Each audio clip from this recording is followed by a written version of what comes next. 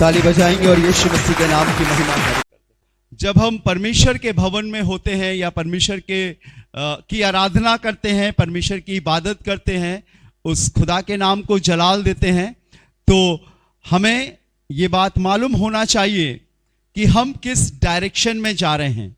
जैसे एक बच्चे का एडमिशन जब किसी स्कूल में होता है तो अक्सर माँ बाप और प्रिय लोग इस बात को देखते हैं और जांचते हैं कि हमारा बच्चा पढ़ रहा है कि नहीं पढ़ रहा है। वैसे ही जब हम खुदा के घर में आए हैं, परमेश्वर की महिमा कर रहे हैं, तो इसकी भी शुरुआत है और इसकी भी एक एंडिंग है। और जमीनी एंडिंग उस समय तक है जब तक यीशु ना आ जाए या हम इस दुनिया से ना चले जाएं, क्योंकि बाइबल बताती है अधोलोक में ना तो स्तुति है, ना तो आराधना है, और ना वहां बुद्धि काम देती और ना वहां समझ काम देती। तो मेरे और आपको, जो मैं और आप कलीसिया का एक अंग है, कलीसिया का एक हिस्सा है किसी ना किसी रीति से, तो मेरे और आपको यह मालूम होना चाहिए कि हम किस डायरेक्शन में जा रहे हैं, हमारी मंजिल क्या है। बिना मंजिल को देखे हम सफर को शुरू नहीं कर सकते। बहुत से लोग बिना मंजिल को देखे सफर को शुरू कर चुके हैं और उन्हें नहीं मालूम कि उसका अंत क्या है। लेकिन हम समझकर, यूहन्ना ने लिखा, तुम उसका प्रचार करते हो जिसे तुम नहीं जानते, लेकिन हम उसका प्रचार करते हैं जिसे हम जानते हैं। हालेलुया। जिसे हम पहचानते हैं, वरन लिखा है जिसे हमने छू कर देखा है। किसको छू कर देखा था? यीशु को। यीशु को पहचानते थे, यीशु को जानते थे और फिर वो आगे बढ़ते थे। लेकिन दुनिया बिना एम, बिना उद्देश्य के आगे बढ़ रही है। और अगर हमारी शुरुआत है या हम कुछ दूर चले गए हैं या हमको ऐसा लगने लगा है कि हम ठीक चल रहे हैं, तो हमें हर रोज अपनी लाइफ को, अपनी जिंदगी को चेक करने की जरूरत है। जब एक बेटा, एक बेटी एग्जाम देकर आते हैं तो घर में क्वेश्चन पेपर उठाकर देखते हैं कि मैंने कितने क्वेश्चंस का आंसर सही दिया और कितने क्वेश्चंस का आंसर गलत या रॉन्ग दिया। और तब उसे मालूम चलता, अरे ये छूट गया, नहीं मैंने ये कर लिया। और कुछ चीजों में उनको बहुत अच्छा लगता है कि हमने ठीक किया, और कई चीजों में उन्हें लगता है कि हमसे चूक हो गई। जांचने वाला परमेश्वर है। यह हमें जानना होगा कि एक विश्वासी, कलीसिया का एक जन, यीशु मसीह की देह का एक अंग होकर वो किस दिशा में बढ़ रहा है। आइए एक सुंदर सी इबारत निकालते हैं खुदा के कलाम से, जो आपको मिलेगी रोमियो की पत्री, रोमन्स चैप्टर 8, रोमियो की पत्री उसका 8वां अध्याय। और मेरे संग कोई भी भाई बहन निकाले उसका 8वां पद, 31वां पद, 31 वर्स, रोमन चैप्टर 8 वर्स 31। कोई भी पढ़े, बहुत गौर से सुनिएगा। सो हम इन बातों के विषय में क्या कहें? आगे लिखा है, सो हम इन बातों के विषय में क्या कहें कि यदि परमेश्वर हमारी ओर है, यदि परमेश्वर हमारी ओर है। सच्चे दिल से सोचिए और अपने आप में यह जवाब दीजिए, क्या सच में परमेश्वर हमारी ओर होता है हर बार कि नहीं होता है? या हमें सिर्फ एक आभास होता है कि प्रभु हमारे साथ है और हकीकत में नहीं होता? आपने पढ़ा होगा खुदा के कलाम से कि जब सिमसोन ने परमेश्वर की आज्ञा नहीं मानी, सैमसन ने, और खुदा की आज्ञा को टाल दिया, तो न्यायों की पत्री उसका 16वां अध्याय और उसका 20-21वां पद बताता है, वो तो ना जानता था कि परमेश्वर यहोवा का आत्मा उसके पास से चला गया। आपने शाऊल बादशाह के विषय में पढ़ा होगा कि शाऊल के ऊपर से परमेश्वर का आत्मा उठ गया और एक दुष्ट आत्मा आकर उस पर ठहर गया। यदि परमेश्वर हमारी ओर है, प्रियो, हमें यह बात बहुत सावधानी से, बहुत सचेत होकर देखना और समझना है। अगर आपकी जेब में मोबाइल होगा तो आपको एहसास होगा कि आपके पास मोबाइल है, क्योंकि मोबाइल का कुछ वेट है, ठीक है ना। आप अपने पॉकेट में रखोगे, अपने वॉलेट में रखोगे, बैग में, पर्स में रखोगे तो आपको एहसास होगा। लेकिन जब आप छोड़ आओगे और यूं ही निकल आओगे तो आपको दिमाग में आएगा, लग रहा है कि हमने मोबाइल छोड़ दिया है। वैसे ही परमेश्वर के लोगों, जब हम प्रभु में बढ़ रहे हैं, आगे बढ़ रहे, तो मेरे और आपके जीवन में यह एहसास होना जरूरी है कि परमेश्वर अभी हमारे पास है या नहीं है। और आज बहुत से लोग परमेश्वर के बिना चल रहे हैं, और हकीकत में मैं आपको बताऊं, परमेश्वर उनके पास नहीं है, क्योंकि परमेश्वर का और पाप का संबंध नहीं। बाइबल में लिखा है, यदि परमेश्वर हमारी ओर है तो हमारा विरोधी कौन हो सकता है? कोई भी नहीं हो सकता है। यदि खुदावंद हमारी ओर है तो हमें यह देखना होगा, हमें यह समझना होगा उसकी सामर्थ को। अगर परमेश्वर आपके पास आ रहा है, परमेश्वर आपके नजदीक आ रहा है, तो आपको एहसास, जब आप आग के पास होते हो तो आपको गर्मी का एहसास होता है कि नहीं होता है? होता है ना, आपको गर्म लगता है। लेकिन अगर आप एसी के पास होगे तो आपको ठंड का एहसास होगा। वैसे ही जब आप परमेश्वर के पास होगे, खुदावंद आपकी ओर होगा, आपके निकट होगा, आपके पास होगा, तो आपको एहसास होगा। एक औरत के विषय में आपने पढ़ा होगा, लूका उसके 13वें अध्याय में लिखा है कि वो 18 वर्ष से कुबड़ी हो गई थी और परमेश्वर के भवन में रहा करती थी। एक दिन यीशु उस भवन में प्रचार के लिए गए और परमेश्वर के राज का सुसमाचार सुना रहे थे। उसने दृष्टि करके उस औरत को देखा जो कुबड़ी हो गई थी और कुबड़ेपन की दुष्ट आत्मा उसको लगी थी। बाइबल के ये शब्द है, वक्त नहीं है, नहीं तो मैं आपको एक एक आयत पढ़ाता। लिखा है, यीशु ने उसे देखकर पास बुलाया और उस पर हाथ रखे। बहुत से लोग प्रभु के पास नाम से हैं, प्रार्थना से हैं, चंगाई से हैं, लेकिन यीशु के इतने पास नहीं है कि वो उन पर हाथ रख सके। परमेश्वर अपनी उपस्थिति का एहसास दिलाता है आपके घर में, आपके कमरे में, आपकी मुसीबत में, आपकी गाड़ी पर। जब आप सच्चे दिल से उसे याद करते हो, वो एहसास दिलाता है। कई बार आपको लगा होगा कि कुछ चीज निकल गई मेरे सामने से। अय्यूब कहता है, वो हवा की मानिंद मेरे बगल से निकला और मेरा रोम रोम खड़ा हो गया। मैं चौंक गया कि किसने मुझे छुआ। हालेलुया। यदि परमेश्वर हमारी ओर है तो हमें इस विश्वास में जीना है कलीसिया कि हम दुनिया के सबसे सर्वशक्तिमान प्रभु के लोग हैं। आपको पढ़ना ज्यादा नहीं आता, आपके पास बहुत पैसा नहीं है, आप देखने में सुंदर नहीं है, कोई बात नहीं, लेकिन मैं आपको बताऊं, आत्मा का कोई रंग नहीं होता। शरीर का रंग होता है, चेहरे का रंग होता है, पर आत्मा का रंग नहीं होता। जो मेरा है वो आपका है, और उसी आत्मा को प्रभु शुद्ध करने के लिए इस दुनिया में आए हैं। और वो कभी पक्षपाती नहीं है। वो ये नहीं सोचता कि ये बहुत अच्छी दुआ करता तो मैं इसके पास हूं, और ये दुआ नहीं करता तो मैं इसके पास नहीं हूं। नहीं, वो सबके पास रहता है। बाइबल में लिखा है, जितने उसे पुकारते हैं, अर्थात जितने उसे सच्चाई से, सच्चाई का कोई रंग नहीं होता, सच्चाई मन में और दिल में होती है, वो उनके निकट होता है। लिखा है, जितने उसे सच्चाई से पुकारते हैं उन सब के वो निकट होता है। हमें एहसास करना पड़ेगा कि हमारा परमेश्वर हमारे साथ है।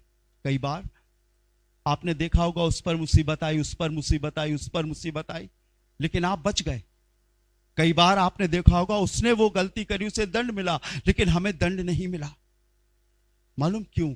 क्योंकि परमेश्वर अपने अनुग्रह के द्वारा हमें मौके देता है और इन आश्चर्य कर्मों के द्वारा एहसास दिलाता है कि मैं तेरे साथ हूं, मैं तेरे पास हूं।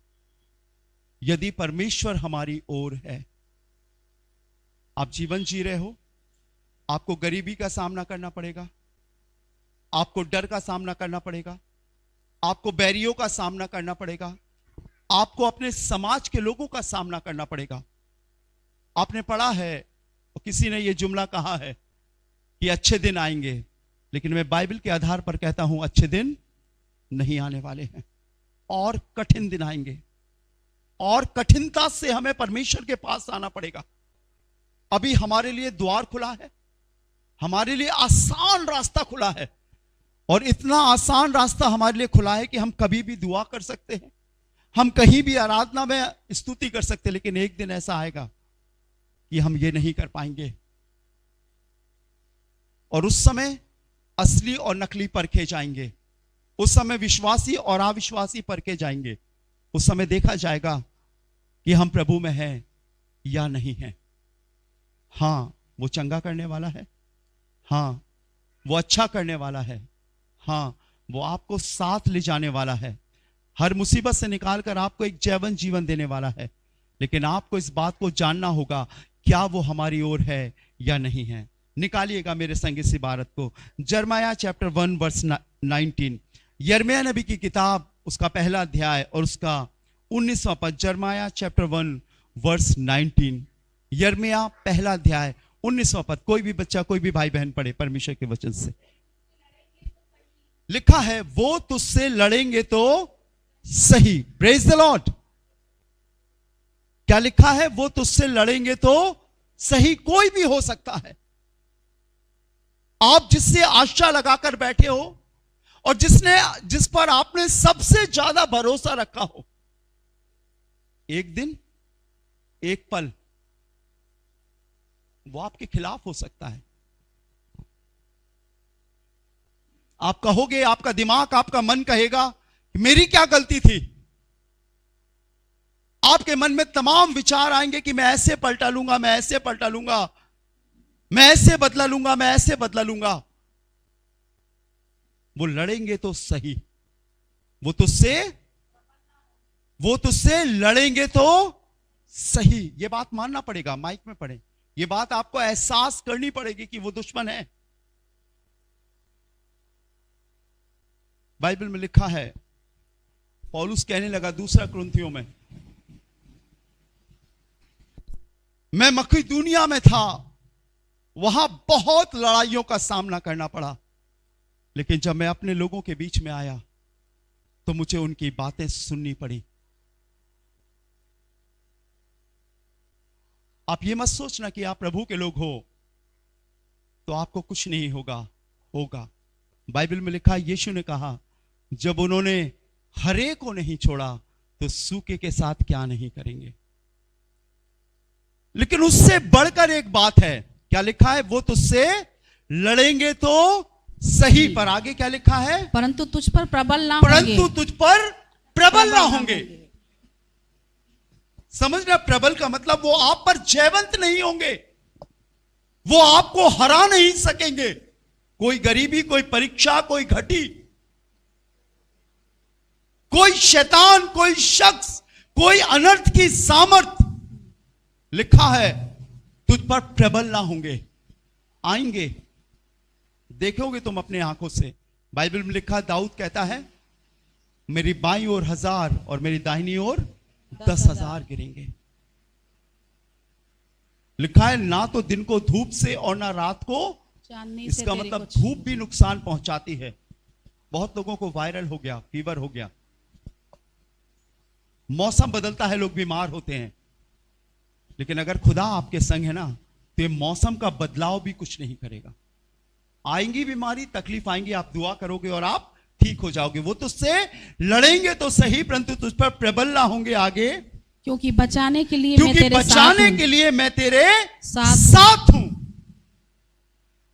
ये नहीं देखना कि मुसीबत कितनी बड़ी है, ये नहीं देखना कि वो हम पर प्रबल हो रहे हैं कि नहीं, ये नहीं देखना कि वो कितना जोरावर है, लेकिन ये देखना क्या परमेश्वर इस स्थिति में हमारे पास है या नहीं। और आगे क्या लिखा है? क्योंकि बचाने के लिए मैं तेरे साथ हूं, यहोवा की यही वाणी है। ये यीशु मसीह की वाणी है, ये परमेश्वर यहोवा की वाणी है, इंसान की नहीं है। किसी मनुष्य की बातें कहीं बदल जाती हैं। मनुष्य मौका परस्त होता है। मनुष्य अपने लालच के लिए आपकी बड़ाई करेगा, क्या लग रहे हो, क्या हैंडसम हो, क्या बढ़िया है, और आपको अपनी चुलबुली बातों से गदगद कर देगा। लेकिन थोड़ा सा जरा सा आप उसके खिलाफ बोलिए कि भैया ये गलत है, भैया ये गलत है, वो आपका बैरी बन जाएगा और अपने कहे वादों को भूलकर आपकी खिलाफत करने लगेगा। लेकिन उसने कहा है, ये मेरा वचन है, ये उसका वचन है जिसने कायनात बनाई है, ये उसका वचन है जिसने अपनी सीरत और शक्ल आपको बख्शी है, ये उसकी आवाज है, ये उसकी प्रतिज्ञा है, ये उसका वादा है, जिसने आपके अंदर अपने ब्लड को डाला है। Hallelujah, hallelujah. हालेलुया। एक आयत पढ़िएगा मेरे संग, यूहन्ना रचित सुसमाचार, बल्कि पहला यूहन्ना, पीछे मिलेगा, पहला यूहन्ना, दूसरा यूहन्ना, तीसरा यूहन्ना, 3 पत्रियां हैं नीचे और एक सुसमाचार है। पहला यूहन्ना 4 अध्याय और 4 पद पढ़े, सभी लोग निकाले। पहला यूहन्ना 4 अध्याय 4 पद, जोर से पढ़े। हे बालको, तुम परमेश्वर के हो। यह प्रभु का वचन है।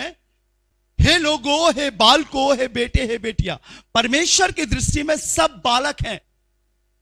आत्माओं के मेल फीमेल नहीं होते, आत्मा के स्त्री पुरुष नहीं होते, आत्मा एक ही होती है। फरिश्तों के स्त्री पुरुष नहीं होते कि ये फीमेल एंजल है और ये मेल एंजल है। वहां शादी ब्याह नहीं होते, वहां सब समान होते। याद रखिएगा, खुदा की कलीसिया में भी सब समान होते हैं और एक रिश्ता होता है भाई और बहन का। हालेलुया। एक पवित्र रिश्ता होता है। सिस्टर आप कैसे हो, ब्रदर आप कैसे हो, बेटी आप कैसे हो, एक ऐसा रिश्ता होता है जो आसमानी रिश्ते को हमारे जीवन में दिखाता है। Praise the lord, hallelujah. हे बालको, तुम किसके हो? परमेश्वर के हो। आगे पढ़िएगा बेटा। और तुमने उस पर जय पाई है। और तुमने उस पर जय पाई है। किस पर जय पाई है? जो आपसे रोज लड़ते हैं, जो रोज आपके खिलाफ है। मालूम है सबसे बड़ा दुश्मन आपका कौन है? कोई मुझे बताए कौन है आपका सबसे बड़ा दुश्मन?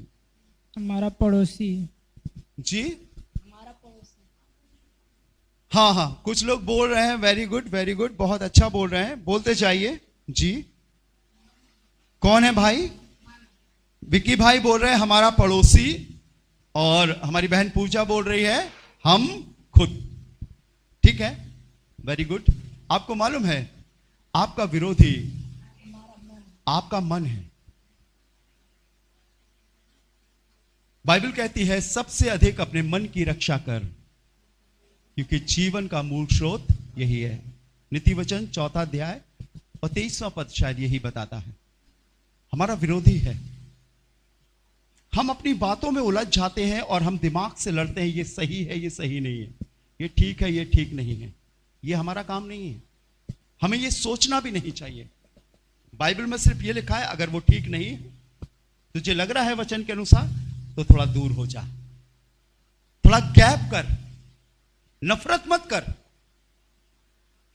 उसकी बुराइयों को मत गिना, क्योंकि न्याय करना किसका काम है? परमेश्वर का काम है। हम मन से किसी को नीचे दिखाते हैं और हम मन से किसी को उठाते हैं, विरोधी। यहां पर लिखा है हे बालको, तुम परमेश्वर के हो और तुमने उस पर जय पाई है, अपने मन पर। हर रोज आप परीक्षा में जाते हो, हर रोज आपको कुछ पसंद आता है, कुछ पसंद नहीं आता है। कई बार आप मुंह से बुराई भी बोल देते हो, कई बार बहुत क्रोध आता है तो गाली भी दे देते हो, और कई बार जब वो गलती करता है तो उसकी पुरानी बातें हमें याद आने लगती हैं। लेकिन अब हम खुदा के घर में आ गए हैं, अब हमारे पास प्रभु है। अब हमने इन सब पर क्या प्राप्त कर ली है? जय। कोई भी हमारी बुराई करता रहे, हम बुराई नहीं करेंगे। हमारे मन में अगर कोई भी किसी के प्रति भी कोई अनर्थ कल्पना आएगी, तो हम प्रभु के उस वचन को याद करेंगे, हे मेरे मन यहोवा को धन्य कह। हम अपने मन को सिखाएंगे ये गलत है। मालूम क्यों? क्योंकि ये इस बात को दिखाता है कि परमेश्वर हमारी ओर है। और शैतान अगर हमारी ओर होगा तो हम एक बुराई के बाद दूसरी, दूसरी बुराई के बाद तीसरी, तीसरी के बाद बुराई, और पाप का अंबार हम बना लेंगे। और कोई शख्स बुरा नहीं भी है, लेकिन अगर वो हमें सामने दिख जाएगा तो हमें उसकी बुराई दिखेगी। तुमने उस पर क्या प्राप्त की है? जय पाई है। आगे पढ़िएगा विक्की। क्योंकि जो तुम में है, क्योंकि जो तुम में है वह उससे जो संसार में है बड़ा वो है। उससे जो संसार में है क्या है? बड़ा है। हालेलुया। वो कहां है? संसार से बड़ा कहां है? मुझे बताइए कहां है? यस, मेरे और आपके अंदर। ये मिट्टी गारे का मकान है, बिल्डिंग है, झड़ रही है, फिर पुताई करानी पड़ेगी, फिर साफ सुथरा कराने पड़ेगा। ये निर्जीव है, इसमें कील ठोको आवाज नहीं आएगी, चिल्लाएगा नहीं ये, लेकिन हमारे अंदर प्राण है, हमारे अंदर वो रहता है। क्या लिखा है? फिर से पढ़िएगा। क्योंकि जो तुम में है। हालेलुया। जो तुम में है। क्या आप कह सकते हो परमेश्वर हमारी ओर है? क्या आप कह सकते हो परमेश्वर मुझ में है? या आप कह सकते हो कि वो मुझ में चलता है? जब मैं अपनी पत्नी से बात करता हूं, जब मैं अपनी बहन से बात करता हूं, जब मैं अपने कारोबार में बात करता हूं, जब मैं किसी बेटी से, किसी बेटे से बात करता हूं, तो वो मुझ में होकर बात करता है।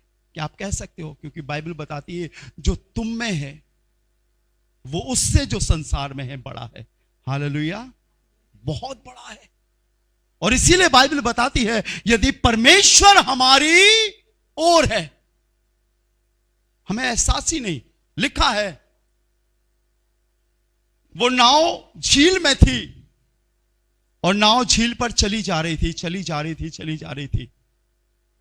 अचानक से तूफान आया, आंधी आई, बारिश होने लगी और वो अपने आप को बचाने की बहुत कोशिश करने लगे। वो सारे मछुआरे थे। आंधी की लहर, पानी की बौछारों को देखकर समझ जाते थे कि कितना बड़ा तूफान है। सुनामी का नाम सुना होगा आपने। सब तहस नहस कर दिया। बाइबल बताती है पानी की बाढ़ को कौन रोक सकता है? कोई नहीं रोक सकता। वो उन्हीं के संग नाव में लेटा हुआ था। जब वो थक गए, जब वो थक गए, जब वो थक गए, उनकी कोशिशें सब बेकार हो गई, तो कहने लगा पतरस, हे यीशु, तुझे कुछ भी फिक्र नहीं कि हम डूबे जाते हैं? बाइबल बताती है वो खड़ा हुआ और उसने आंधी और पानी को डांटा और वो थम गए। तब मालूम ये क्या कहने लगे? ये कौन मनुष्य है जिसकी बात आंधी और वर्षा भी मानती है? हमें मालूम होना चाहिए कि हमारे पास कौन है। और इसीलिए पौलुस लिख रहा है कि यदि परमेश्वर हमारी ओर है, आपके जीवन में तूफान है, आपके घर में तूफान है, आपकी आत्मिक जिंदगी में तूफान है, आपके मां बाप के जीवन में तूफान है, कुछ अनसेटल है। आप देखो यीशु सो रहा है, अभी उठाना पड़ेगा। और मालूम यीशु मसीह ने उसके बाद क्या कहा? हे अल्प विश्वासियों, मैं कब तक तुम्हारी सहता रहूंगा। हम प्रभु में होकर भी अगर इस विश्वास में चल रहे हैं कि अभी यीशु मसीह हमारे पास नहीं है, हम सिर्फ दुआ पे डिपेंड करते हैं, हम सिर्फ इस पर डिपेंड करते हैं कि कोई आकर कुछ कर दे, कुछ दे दे, गलत। वो हमारे अंदर रहने वाला है। कोई भाई बहन पढ़े जरा पहला कुरिन्थियों 3 अध्याय 16वां पद। पहला कुरिन्थियों 3:16 पढ़िएगा, देखिए क्या लिखा है। पहला कुरिन्थियों 3:16 जी पढ़ें। क्या तुम नहीं जानते कि तुम परमेश्वर का मंदिर हो? You are temple of God, you are temple of holy spirit, you are temple of lord. Hallelujah. मैं उसका मंदिर हूं, मेरे अंदर वो वास करता है। आपको बार बार अपने आप को जता कर बोलना पड़ेगा। जब आप परमेश्वर की कलीसिया से जुड़े हो, आप साधारण नहीं हो, आप छांट कर लाए गए हो, आप अलग हो। क्या तुम नहीं जानते कि तुम कौन हो? जिस्मानी रिश्ते को आप बहुत तवज्जो देते हैं, ये मेरे मम्मी है, ये मेरे पापा है, ये मेरे भाई है, ये मेरे बहन है, ये मेरा दोस्त है, लेकिन उससे बड़ा रिश्ता आपके माँ बाप को बनाने वाला, उनके माँ बाप को बनाने वाला, उनके माँ बाप को बनाने वाला कौन है? परमेश्वर है। वहां आ जाओ। हमारे माँ बाप हमारे समान है, एक दिन हमें छोड़कर चले जाएंगे, हम भी एक दिन दुनिया से चले जाएंगे, लेकिन आपको मालूम है जिसने बनाया है उसने कहा है मेरे पास तुम्हारे रहने के लिए बहुत से स्थान है। वो हमारे अंदर रहना चाहता है। क्या तुम नहीं जानते कि तुम परमेश्वर का मंदिर हो और परमेश्वर का आत्मा तुम में वास करता है? यह कहावत नहीं है, यह हकीकत है। आप अकेले हो, आप मायूसी में हो, आपके चारों तरफ बहुत चालाक और धोखेबाज लोग हैं, मुस्कुरा मुस्कुरा कर धोखा देंगे आपको, कंधे पर हाथ रखकर कहेंगे कि हम तुम्हारे साथ हैं और अगले पल अड़ंगा लगा देंगे आपको। लेकिन वो अगर कह रहा है कि मैं तुम्हारे साथ हूं तो वो आपको गिरने नहीं देगा। बाइबल में लिखा है धर्मी अगर कितनी बार? 7 बार गिरे तो भी। मुझे बताइए, अगर आप 8वीं बार गिरोगे तो क्या खुदा आपको नहीं उठाएगा? 7 क्यों कहा गया? 7 अंक सिद्धता का अंक है, 7 अंक परफेक्शन का अंक है, संपूर्ण सिद्धता का अंक है। समझ रहे हो ना आप जितनी बार गिरोगे वो उतनी बार आपको उठाएगा। आप बार बार गिरोगे वो बार बार उठाएगा। जब मैं पुकारूं वो दौड़ आता है और जब मैं गिरूं वो मुझे उठाता है। हालेलुया। हमें एहसास करना पड़ेगा वो आपके पास है। उसने इसलिए जीवन नहीं दिया कि आपको जीवन दे दे और चला जाए, नहीं, उसने जीवन इसलिए दिया कि वो आपके संग रहे, आपके पास रहे, आपके अंदर रहे, आपसे बातें करे,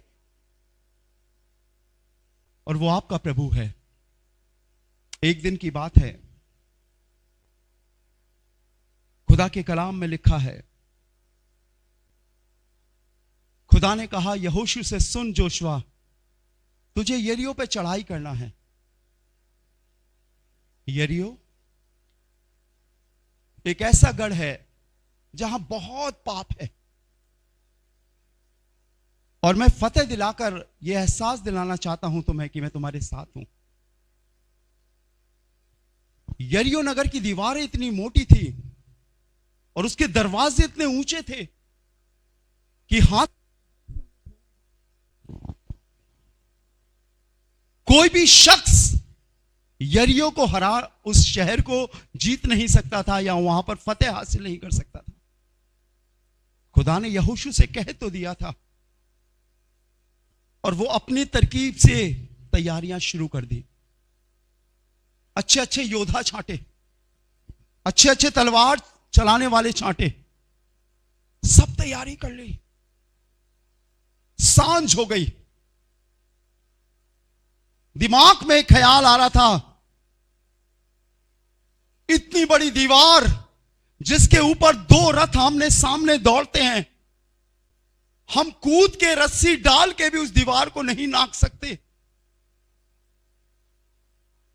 झांसी के किले से भी ऊंची दीवार और मोटी दीवार।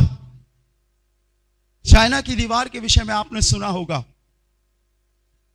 एक अजूबा है कहते हैं, लेकिन उससे भी बड़ी दीवार यरीहो की दीवार। मुश्किल था, नामुमकिन था। कुछ हुआ उस समय, कुछ परिस्थितियां आती हैं, प्रभु ये कैसे होगा,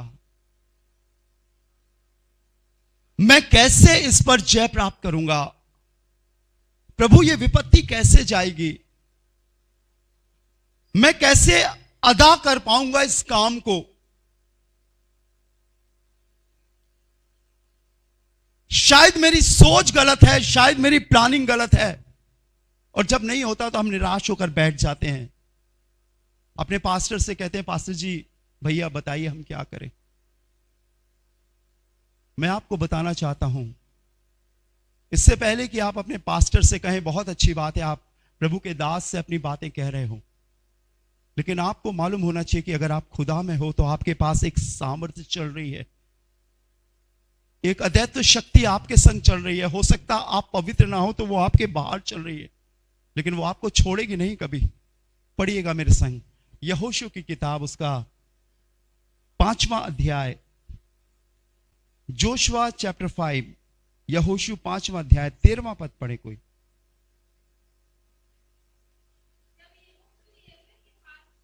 सुनिएगा बहुत गौर से, एक एक जन। जब यहोशू यरीहो के पास था, उस नगर के जो चारों तरफ से एक बड़ी मोटी दीवार से घिरी हुई थी, दिमाग में ये आता ये दीवार कैसे गिरेगी, मैं इस समस्या से कैसे निकलूंगा, मैं गरीबी से कैसे निकलूंगा, मेरे आगे पीछे कोई नहीं है, ना पिता है ना माता है, मैं अनाथ हूं, मैं कैसे जाऊंगा, उससे तो कोई संभाल लेता है, वो तो अच्छा पढ़ा लिखा है, उसके पास पैसे हैं, बिजनेस है। एक मोटी दीवार, एक मोटी कल्पनाएं, एक मोटी नेगेटिव थिंकिंग चारों ओर से घेरे हुए है। और लिखा है बाइबल में, जब यहोशू यरीहो के पास था, आगे, तब उसने अपनी आंखें उठाई, तब उसने अपनी आंखें उठाई। गौर करिएगा, आप नीचे देख रहे हो, वो 18 साल से दुष्टात्मा से भरी हुई स्त्री, कुबड़ी स्त्री, नीचे ही देख रही थी। भजन संहिता 121 उसके पहले पद में क्या लिखा है? मैं अपनी आंखें पर्वतों की ओर लगाऊं। पर्वत ऊपर होता है कि नीचे होता है? ऊपर। मैंने हमेशा लोगों से कहा है, अपनी आंखें ऊपर उठाकर दुआ करो, अपनी आंखें खोलकर प्रार्थना करना सीखो, क्योंकि जब आप आंखें खोलकर प्रार्थना करोगे तो आपको प्रभु दर्शन देगा। दर्शन बंद आंखों से नहीं देखा जाता है, स्वप्न बंद आंखों से देखा जाता है। और आप बहुत काम करने वाले, बहुत जिम्मेदारी से तमाम बातों पर मन लगाने वाले हैं, बहुत सी म्यूजिक सुनने वाले हैं, फिल्मी या गंदी म्यूजिक, अच्छा स्वप्न नहीं आएगा, परमेश्वर की बातें नहीं आएंगी। लेकिन जब आप परमेश्वर की आराधना करने वाले होगे, आप रात में सोगे, प्रभु आपसे बात करेगा। हालेलुया। तुम्हारे जवान दर्शन देखेंगे, तुम्हारे पूर्णीय स्वप्न देखेंगे। मैं तुम्हारे दास और दासियों पर भी अपना आत्मा उंडेलूंगा। ये दूसरे लोगों के लिए नहीं, ये परमेश्वर के भवन के लोगों के लिए लिखा है। Hallelujah, hallelujah. और बाइबल बताती है, जब वो यरीहो के पास था, तब उसने अपनी आंखें उठाई। आगे, और क्या देखा? और क्या देखा? अभी क्या देख रहा था? वो मोटी दीवार। अभी हम क्या देख रहे हैं? ये बड़ी समस्याएं हैं, बड़ी दिक्कतें हैं, बड़े लोग खिलाफ हैं, हम उभर नहीं पा रहे भैया, हम निकल नहीं पा रहे इसमें से। थोड़ा सा आगे बढ़ते हैं, हम फिर गिर जाते हैं, हम बढ़ नहीं पा रहे। बार बार वही चीज हमारी आंखों के सामने आ रही है। बाइबल में लिखा है, आंखों की अभिलाषा, शरीर की अभिलाषा और जीविका का घमंड, यह परमेश्वर की ओर से नहीं है। हम किस चीज पर अपनी निगाह को करें? बाइबल बताती है कि तू बहुत सी बातों पर दृष्टि तो करता है, परंतु उन्हें देखता नहीं, उन्हें समझता नहीं। जब इसने अपनी आंखें ऊपर उठाई, क्या लिखा है आगे? और क्या देखा? और क्या देखा? कि हाथ में एक नंगी तलवार लिए हुए एक पुरुष सामने खड़ा है। और यहोशू ने उसके पास जाकर पूछा, क्या तू हमारी ओर का है? क्या तू हमारी ओर का है? या हमारे बैरियों की ओर का है? जब परमेश्वर हमारे लिए कुछ करना चाहता है तो बहुत से सवालात हमारे जीवन में आते हैं और लगता है कि परमेश्वर ने हमें छोड़ दिया। कभी नहीं छोड़ता वो।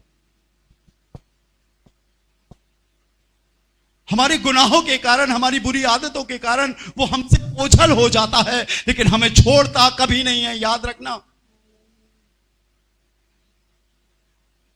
क्या परमेश्वर बड़ा है या पाप बड़ा है? मुझे बताइए। परमेश्वर। आदम हवा ने पाप किया था, लेकिन उसके बावजूद भी परमेश्वर आया कि नहीं आया? आया। लेकिन एक दूरी होती है परमेश्वर और पाप के बीच में। स्वर्ग में पाप नहीं है। और बाइबल में लिखा है, उसने कहा क्या तू हमारी ओर है या बैरियों की ओर है? अगली आयत पढ़िएगा, 14 वर्ष जी। तब उसने उत्तर दिया, नहीं वरन मैं यहोवा की सेना का, नहीं वरन मैं यहोवा की सेना का प्रधान होकर अभी आया हूँ। तब यहोशू ने पृथ्वी पर मुंह के बल गिरकर दंडवत किया। लिखा है तब वो मुंह के बल गिरकर उसे दंडवत करता है। मैं परमेश्वर की सेना का प्रधान होकर आया हूं। इब्रानियों उसका 13वां पद बताता है, विश्वास करने वाले प्रत्येक शख्स के संग परमेश्वर की हिफाजत करने वाली आत्माएं अर्थात स्वर्गदूत उनके चारों ओर होते हैं। मैं अपने दूतों को तुम्हारे निमित्त आज्ञा दूंगा। पढ़ा है कि नहीं पढ़ा भजन संहिता 91? अपने दूतों को तुम्हारे निमित्त आज्ञा दूंगा। चारों ओर वो हमारे और आपके रहता है। हमें जानना है, हमें पहचानना है क्या परमेश्वर हमारी ओर है या नहीं है। और आप अगर यहां पर आ रहे हो तो मैं आपको बताऊं, हमें बहुत गौर से देखना है कि हम खुदा के घर गए हैं, परमेश्वर हमारे पास है या नहीं है। अभी हो सकता है वो, अभी आ सकता है वो, अभी आपके अंदर वास कर सकता है वो, क्योंकि उसने इसलिए नहीं बनाया कि वो आप ऐसे ही रहो, लेकिन इसलिए बनाया कि वो आपके संग रहो। आप बेटी हो या बेटे हो कोई महत्व नहीं रखता, लेकिन आप परमेश्वर के बनाई हुई सबसे सुंदर संरचना हो। मैं परमेश्वर की सेना का प्रधान होकर तुम्हारे पास आया हूं। और उसके बाद उसने बताया वो सारी बातें कि तुम एक काम करना, जब तुम यरीहो नगर पर चढ़ाई करना तो 6 दिन तक एक एक चक्कर लगाना, परमेश्वर यहोवा के हम्द के गीत गाना, तुरही फूकना, और 6 दिन तक एक एक चक्कर लगाकर अपने डेरों में लौट आना, और 7वें दिन 7 चक्कर लगाना। अगले ही अध्याय में लिखा है 7वें दिन 7 चक्कर लगाना। और जब तुम 7वां चक्कर लगाओ तो जोर से परमेश्वर यहोवा के नाम की जय जयकार करना। और उसके बाद मालूम लिखा है बाइबल में, जब उन्होंने ऐसा किया तो यरीहो की दीवार नेव से जमीन में धंस गई और वो अपने सामने से यरीहो नगर में प्रवेश कर गया। और जैसा खुदा ने आज्ञा दी थी कि जो कुछ तुम्हें मिले उसे नाश कर देना, नष्ट कर देना, परमेश्वर को अर्पण की हुई वस्तु जानकर उसको नाश कर देना या जला देना। अगर परमेश्वर आपकी ओर है ना, आप ये मत देखो विरोधी कितना बड़ा है।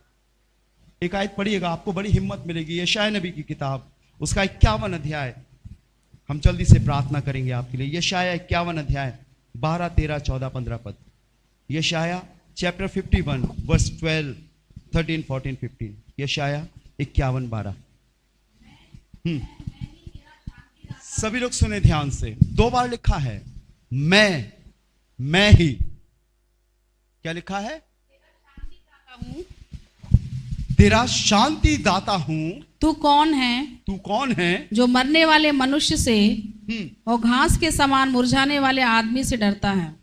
फिर से पढ़िएगा 13 वर्ष। मैं ही तेरा शांति दाता हूं। तू कौन है?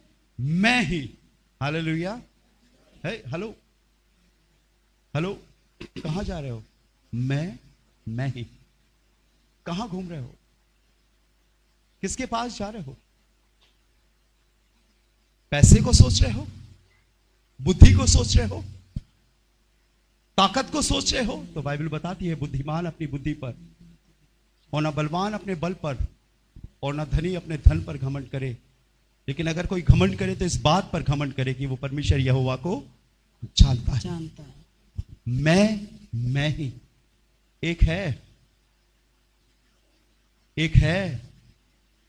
आप कोई भी स्थान अपने जीवन में क्यों ना रखते हो, लेकिन एक है जो आपकी बहुत फिक्र करता। मैं ही तेरा शांति दाता हूं। आगे, तू कौन है? तू कौन है? जो मरने वाले मनुष्य से और घास के समान मुरझाने वाले आदमी से डरता है। आगे, और आकाश के तानने वाले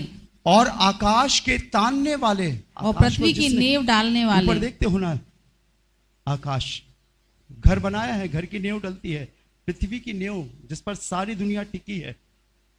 पृथ्वी की नींव डालने वाले अपने कर्ता यहोवा को भूल गया है, कर्ता यहोवा को भूल गया है। और जब द्रोही नाश करने को तैयार होता है तब उसकी जलजलाहट से दिन भर लगातार थरथराता है। और थरथराता है। आगे पढ़िए जल्दी। परंतु द्रोही की जलजलाहट कहाँ रही? परंतु द्रोही की जलजलाहट कहाँ रही? बंदी शीघ्र ही स्वतंत्र किया जाएगा। लिखा है बंधुआ शीघ्र ही स्वतंत्र किया जाएगा। वह गड्ढे में ना वो मरेगा, गड्ढे में ना मरेगा, और ना उसे रोटी की कमी ना होगी। उसको रोटी की कमी होगी। जो समुद्र को उथल पुथल करता है, सुनिएगा, लिखा है जो समुद्र को उथल पुथल करता है, जिससे उसकी लहरों में गर्जन होती है। हाँ, और मैं ही तेरा परमेश्वर मैं ही यहोवा तेरा हूँ। परमेश्वर यहोवा हूँ। मेरा नाम सेनाओं का यहोवा मेरा नाम है। सेनाओं का यहोवा है। मैंने तेरे मुंह में अपने वचन डाले, मैंने तेरे मुंह में अपने वचन डाले, और तुझे अपने हाथ ही की आड़ में छिपा रखा है। और मैंने तुझे अपने हाथ की आड़ में छिपा रखा है। मैंने तेरे मुंह में अपने वचन डाले।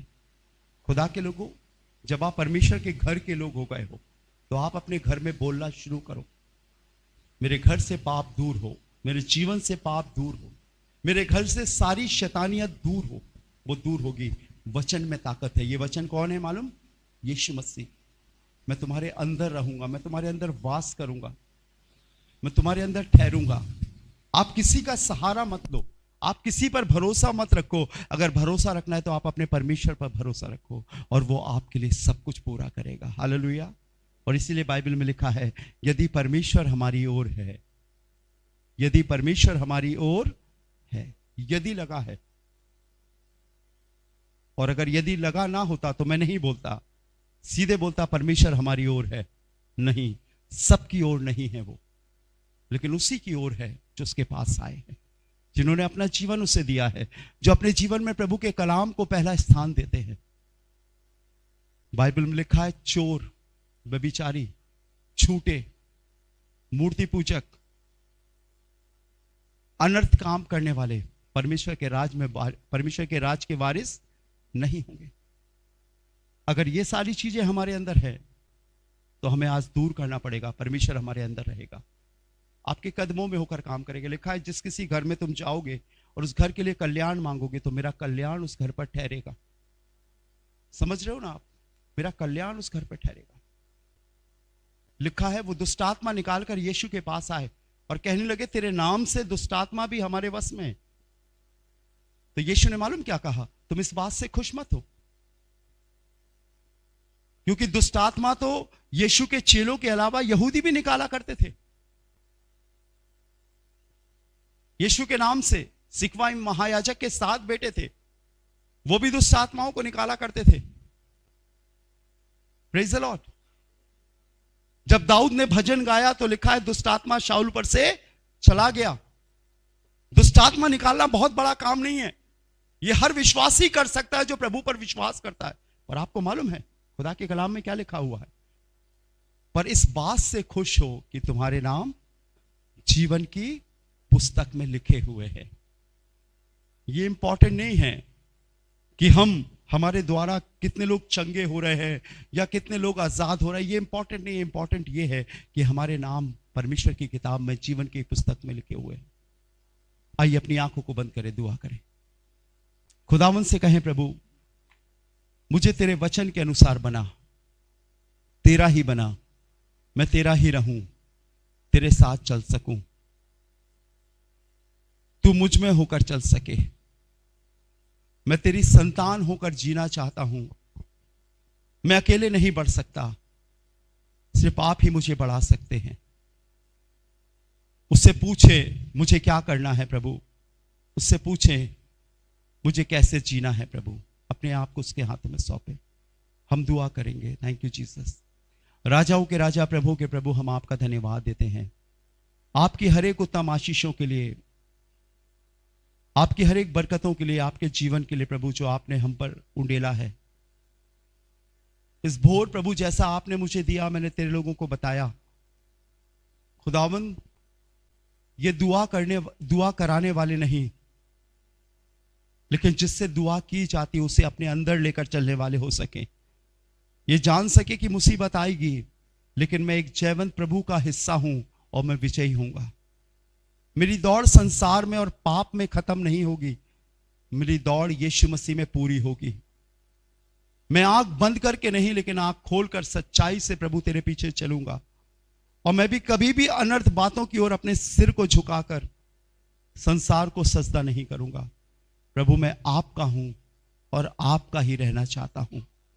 आइए मेरे साथ इस प्रार्थना को बोलें।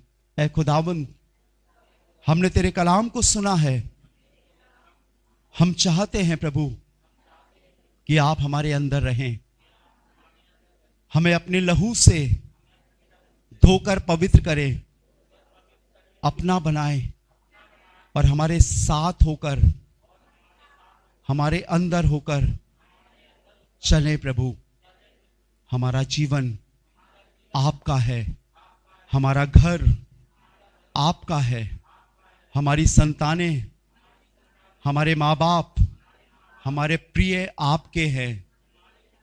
कोई भी नाश ना हो, एक भी नाश ना हो, सब प्रभु आपके हों। यीशु के नाम से मांग